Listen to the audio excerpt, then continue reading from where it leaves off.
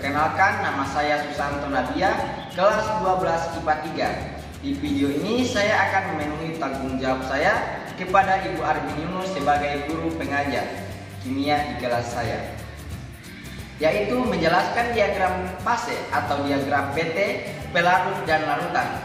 Pada gambar berikut ini, diagram fase atau PT, pelarut dan larutan. Garis horizontal menunjukkan suhu semakin ke kanan akan semakin besar, sedangkan garis vertikal di gambar ini menunjukkan tekanan jika semakin ke atas akan semakin besar. Pada gambar ini menunjukkan garis beku yang menjadi batas antara fase padat dan fase cair. Pada tekanan 1 atm, membeku pada 0 derajat Celcius atau disimbolkan dengan TF derajat. Garis kedua ini menjadi batas antara fase cair dan fase gas yang disebut dengan garis didih. Pada tekanan 1 atm, air akan mendidih pada derajat 100 Celcius atau disimbolkan dengan TB. Kemudian garis yang ketiga ini adalah garis sublimasi yang menjadi batas antara fase padat dan fase gas. Kemudian untuk fase larutan itu berbeda. Pada tekanan yang sama memiliki titik didih yang lebih besar dibandingkan titik didih pelarut atau air yang disimbolkan dengan TB.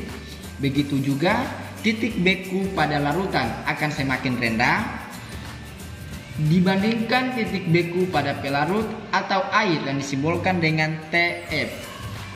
Di sini bisa kita lihat larutan mengalami titik didih sebanyak delta TB dan larutan juga mengalami penurunan titik beku sebanyak delta TF.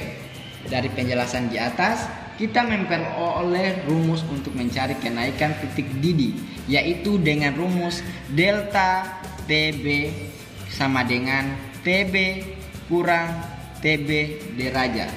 Kemudian dalam mencari TB dengan diketahui kenaikan titik didihnya yaitu TB sama dengan TB derajat kurang delta TB.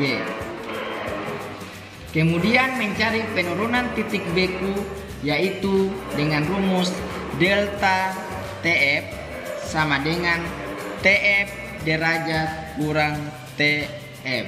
Kemudian jika TF yang ditanya, maka TF0 dikurang dengan penurunan titik beku atau delta TF yang dirumuskan TF sama dengan TF0 kurang delta TF.